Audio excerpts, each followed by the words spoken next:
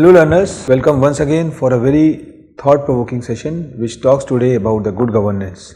I think we have seen that the governance is a very important ingredient when you talk about the functioning of a government, but when you talk about the good governance, I think somewhere we will see that how the people of the country, how the citizen of the country is quite important, and for that the good governance is very important, because good governance talks about the framework, the modus operandi, the policy, and how the citizen of the country is going to be benefited by and large. So anyway, prior to going into the depth of this topic, I just want to throw a light that this is part of a course called BCOS 184 e-commerce, and we are here with a very burgeoning topic, very important topic, because the government can't move a single step without the good governance. So good governance is very important ingredient, and mere good governance is not enough. It has to be pro people and proactive. So this is something which is very important.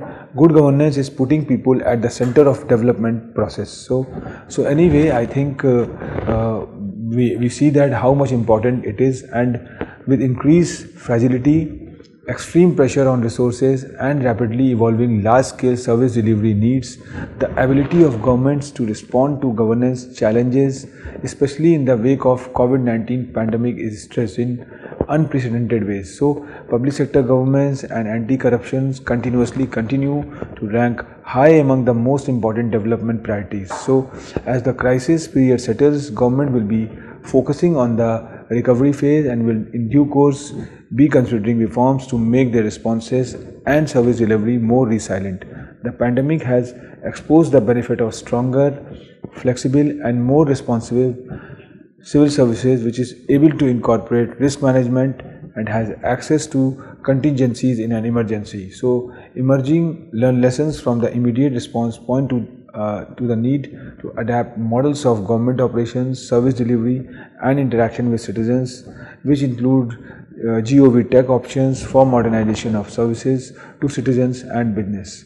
So what we have observed, that good governance concept, if we talk about, emerges as a model to compare ineffective economies or political bodies with viable economies and political bodies. So the concept centers on the responsibility of governments and governing bodies to meet the needs of the masses as opposed to select groups in society, because countries often described as most successful are liberal democratic states concentrated in Europe and the Americas. Good governance standards often measures other state institutions against these states. Aid organizations and the authorities of developed countries often will focus the meaning of good governance to a set of requirements that conform to the organization agenda, making good governance imply many different things in many different contexts.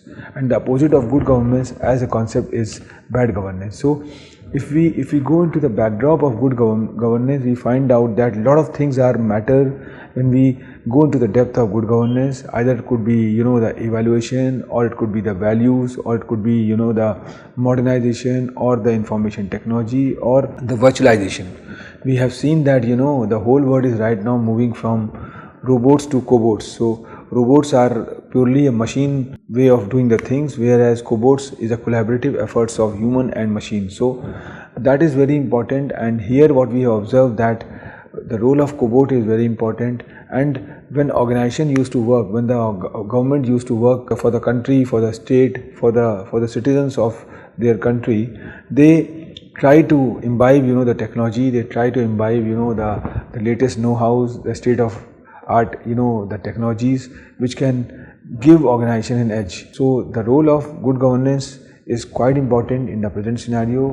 Good governance, if we talk about, if we understand the meaning of the good governance, it's a process and institution produce results that meet the needs of the society while making the best use of resources at their disposal. The concept of efficiency in the context of good governance also covers the sustainable use of natural resources and the protection of the environment.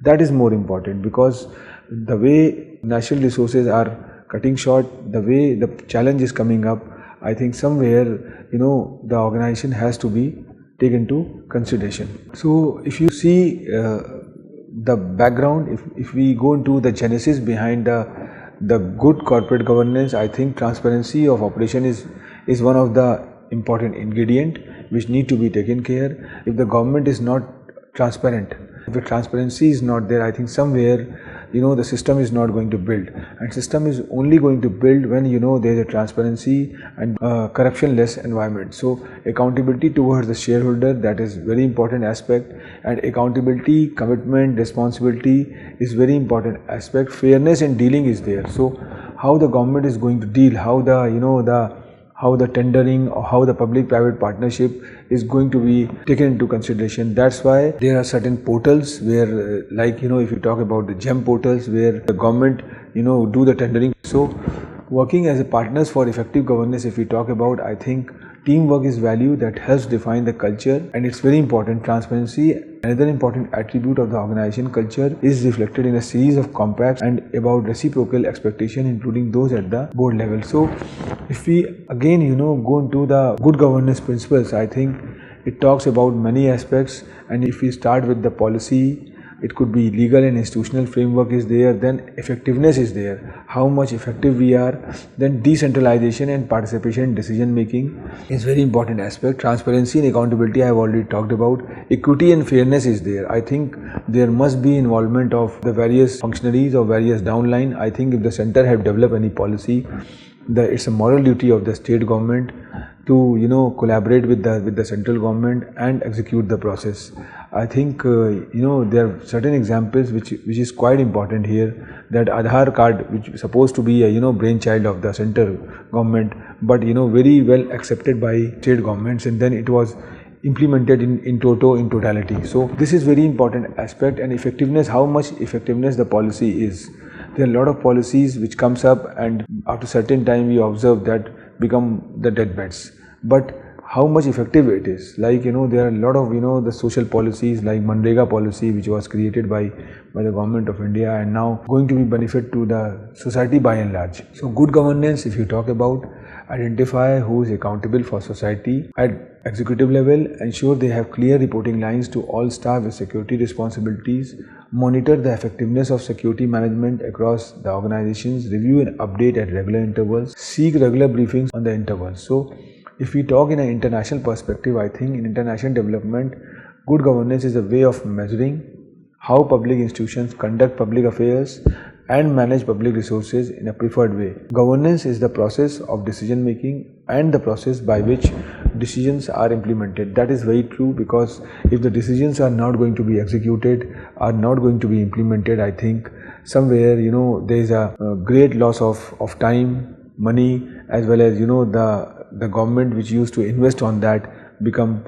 spoiled. So good governance means that process and institutions produce results that meet the needs of society while making the best use of resources at their disposal. The concept of efficiency in the context of good governance also covers the sustainable use of natural resources and the protection of the environment. Environment is one of the very important ingredient which should be there. So if we see this particular image, I think what it can do, what good governance function, it's a high quality education and research, and you see that good governance starts, then facilitates, then decision making comes into picture. And when you talk about the decision making, I think we have talked about the rationale, informed and transparency that leads to organizational efficiency and effectiveness, then supports, and then high quality education and research is there. So this is the modus operandi by which the good governance used to function. There is no such rocket science behind the good governance or the bad governance. The thing is that how much effective the organization is, how much the process the organization had developed, which is very important aspect. So if you talk about the economic growth, I think the idea that economic growth needs good governance and good governance needs economic growth takes us to a perennial chicken and egg debate, which comes first in development, good governance or economic growth. So this is very important aspect, and we have to see that both are interrelated. When we talk about the good governance, somewhere proportionately we find out that economic growth is also going to be enhanced. So what are the tools of good governance? I think there are current tools of good governance, that is democratic participation, clear citizen participation, human resources and leadership, that is very important. Leader always matters, either it could be at the at the center or at the state or at the government level. Teleworking in public administration is changing with the change of time. The technology is now penetrating, technology is now coming up. Institutional capacity and quality public services are there. Local finance are there, territorial and cross-border cooperation is there. So this is also very important aspect, because the impact of the government is not to safeguard the interests of the domestic or the indigenous people, but try to protect them from the neighboring countries, from the neighbors who are at the border level. So cross-border cooperation is very important. It's not like that the cross-border, when we talk about the cross-border cooperation, we talk about the businesses, that how much import and export is going to be done, and if more export is going to be done, I think the foreign currency is going to be entered and foreign direct investment is there, and then ultimately the GDP of the country, the gross domestic product of the country is going to be affected. So why good governance is important? This is a very good question. I think good governance has many benefits. Governance helps you to always act in the best interest of the business. More specifically, it can improve the performance of your business, help it become more stable and productive, and unlock new opportunities. So it's not like that when we talk about the good governance, we have to talk in the government perspective. The organization which is supposed to be run by the public, which we usually call the public sector undertakings, or in India we used to call the PSUs, and there are some good PSUs which are doing very well, like Indian Oil, HP, or the Steel Authority of India Limited, or the other players where the government is there, NTPC, which is in the power generation. So we see that there also the good governance plays a very important role, and it's not like that public organization need to be equipped with the governance, but the private organization, the private organization is supposed to be governed by the group of people, or by the not having the involvement of the government. There also governance is very important, because there are certain organizations which are doing quite well in the present scenario. It's all because that their governance is very good. Tatas are doing a great job in India, and they are the one who follow the ethical values, who follow the the rules and regulations towards customers, towards the employee, and that put them in the list of good governance companies. So this is something which is very important. It can reduce risk and enable faster and safer growth, and it's having a long-term vision. So dependence from faction versus good governance. If we see this particular image, I think left side talks about the institutional capture and the right side talks about the good governance. The interest is there, and from that interest you find that action is coming up. So good governance, if we see, I think we have seen that when the interest is there, the action is just quite biased in nature, and only similar kind of the filtering had been done. Whereas when you talk about the good governance, I think you see the action that there is a participation from various class and creed, and this is very clear from this particular image. So 8 characters of good governance is there. Good governance has 8 major characteristics. It is participatory, consensus oriented, accountable, transparent, responsive, effective and efficient, equitable and inclusive, and follows the rule of law. That is more important. I think one has to be abide the law, one has to come under the ambit of jurisdiction thing, and then do the thing. So what is example of good governance? I think core element of good governance include transparency. We have already talked about. Integrity is very important aspect. Lawfulness, sound policy, participation, accountability, responsiveness, and the absence of corruption and wrongdoing. So this is something which is there. And if you see the good governance index, I think the agriculture and allied sector is affected by that. Environment is there, citizen centric governance is there, then public health is there, public infra utilities are there, commerce and industries are there, human resource development is there, judicial and public security is there, social welfare and development is there, then economic governance is there. So what I mean to say, when you talk about the good governance index, I think it is something which is quite interrelated and have very holistic view, very robust model is there. So there are certain segment, or rather we can say when you talk about the good governance, it need to be implemented in a very holistic manner and take into consideration the majority of things into totality. It's not like that we can just emphasize or concentrate on one domain and eliminate the other one. So good governance index focus more on how the things are going to be interlinked, how the things are going to be interrelated. So there are 12 principles of good governance: participation, representation, fair conduct of elections, and this makes the country more democratic and more visionary in the long run. Responsiveness is there, how much responsibility the organization, the entity or the government is going to take, and what responsibility the citizen supposed to be take. It's not like that every time the government is going to be fair and cautious and citizens are not taking care about their roles and responsibilities. So their roles and responsibility is there. It's a two-way model where the government is doing their job, citizens are doing their job. So efficiency and effectiveness is very important ingredient. Openness and transparency is there. Openness and transparency is there. We see that how the e-government's portal is coming up, how mygov.in is there, and lot of examples are there, like passport seva is there, then driving license is there, then direct bank transfer is there. So lot of openness and transparency is coming up, where you just fill the your information through the portal, and sometimes you will find out that someone is going to connect to you and your things are going to be executed at your doorstep. So you don't have to be rush to the department for your work. Your work is automatically being executed, and once the testimonials or document which required need to be submitted. So rule of law is there. Then ethical conduct is very important. Competence and capacity is one of the very important aspect. Innovation and openness to change is important. Sustainability and long-term orientation is there. Sound financial management, we have seen that how the government is going to be financially sound. It's the tax structure, like we have to see that whether the citizens are paying their tax timely, and there should not be any avoidance or evasion of tax, and the modus operandi, the procedure need to be done, because the only source the government have to generate money is from the tax. Is from the tax paid by the citizens of the particular country.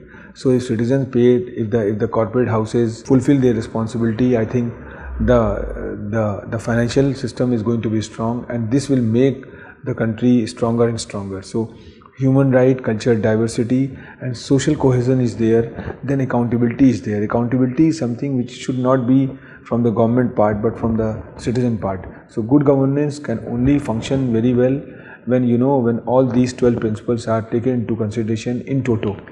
So there is a paradigm shift from governments to good governments. We have seen in our preceding session that how much important the governance was, and then there was a time when governance was moving from simple governance to electronic governance, and then we've seen that now once everything is electronically done, I think the role of good governance come, how much important we are. And when you talk about the good governance always talks about the follow-up approach, the feedback approach. So this feedback and follow-up is very important ingredient. So as a result, the need for good governance was emphasized.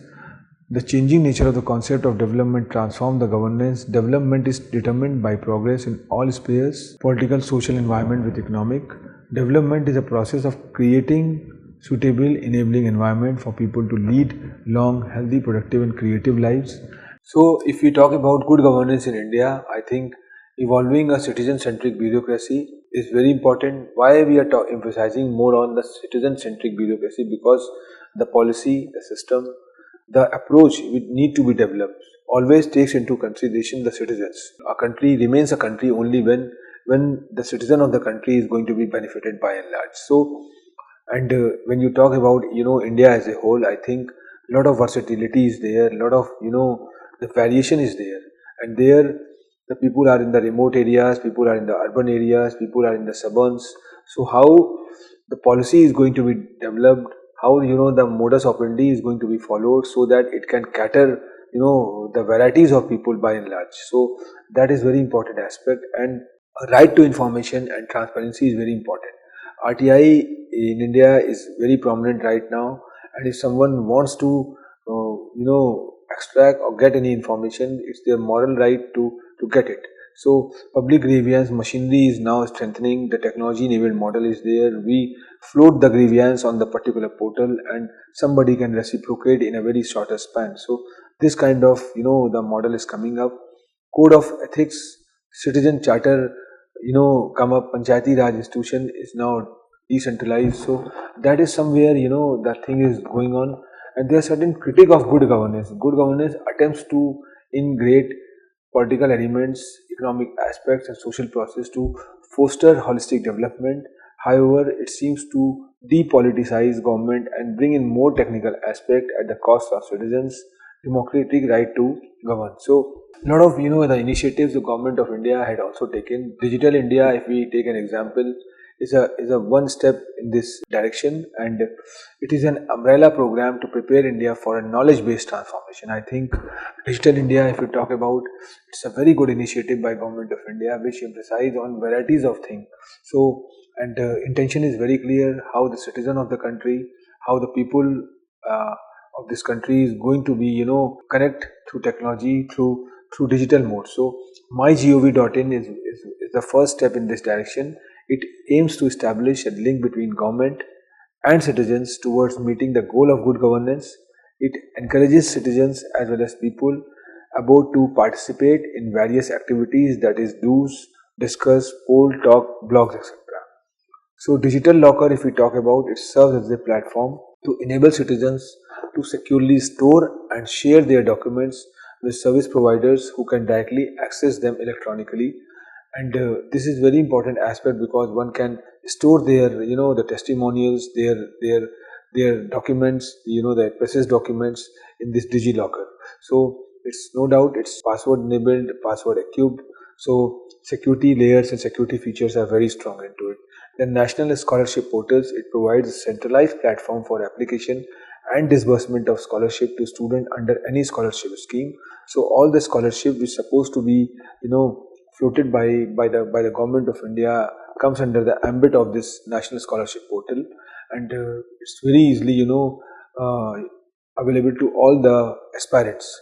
So Pragati is another scheme. This is proactive government and timely implementation. It is also a robust system for bringing e-transparency and e-accountability with real-time presence and exchange among the key stakeholders. So this is something which is there. Common Service Centers 2.0. It is being implemented to develop and provide support to the use of information technology in rural areas of the country. Then Jeevan Praman is there. It is an Aadhaar-based biometric authentication system for pensioners. And then National E-Governance Plan, NEGP, is there. So it comprises of 31 mission mode projects approved in 2006, but later it was integrated into Digital India program. And then you have got Umang, the unified mobile application for new age governance, is a government initiative which talks about the mobile application and other things. So in international affairs, analysis of good governance can look at relationship like between governments and markets, between governments and citizens, between governments and the private or voluntary sector, between elected officials and appointed officials, between government and social security organizations. The varying types of comparisons comprising the analysis of governments in scholastic and practical discussion can cause the meaning of good governance to vary greatly from practitioners to practitioners. In corporate affairs, good governance can be observed in any of the following relationship: between governance and corporate management, between governance and employee standards, between governments and corruption in the workplace. So the meaning of good governance in regards to corporate sector varies between actors. Legislation has been enacted in an attempt to influence good governance in corporate affairs. If you talk about the Western world, for example, the United States set up requirements for business to follow. Whistleblowing has also been widely used by corporations to expose corruptions and fraudulent activity. So in national government, if we talk about, I think good governance in the context of country is broad term, and in that regard it is difficult to find a unique definition, and good governance might be approximated with provision of public services in an efficient manner, high participation given to certain groups in the population like poor and the minority, the guarantee that citizens have the opportunity of check and balances on the government, the establishment and enforcement of norms for the protection of the citizens and their property, and the existence of independent judiciary system. So in local government, if we talk about, good governance is argued to be the most important local government. It promotes more relationship between empowered citizens, neighborhood councils, community councils. So good governance with local governments aims to increase civil engagement with more members of the community in order to get the best options that serve the people. I think the time had come where we have to wind up this particular session, which emphasizes more on the good governance. Governance is very important aspect. We have already seen that, and when the governance is good, I think the country is going to be flourished and the citizen of the country is going to be benefited. So this is a very important session which emphasizes more on, because as far as this particular course is concerned called e-commerce, I think it's purely emphasized that how the commerce is going to be electronically governed. And when you talk about commerce, you have to not only talk about the commerce but all the intermediaries, all the the channels which are linked with that. Either it could be the learning, or it could be the governance, or it could be the management. Everything is going to be governed. So this e-governance, this good governance, is a very important aspect as far as e-commerce is concerned. So in our coming sessions, we are going to talk more thing which can strengthen the term called e-commerce and make us familiar that how much important this particular course is all about. I hope the learner will enjoy this particular session, and we have some more the thought-provoking sessions in coming days. Thank you very much.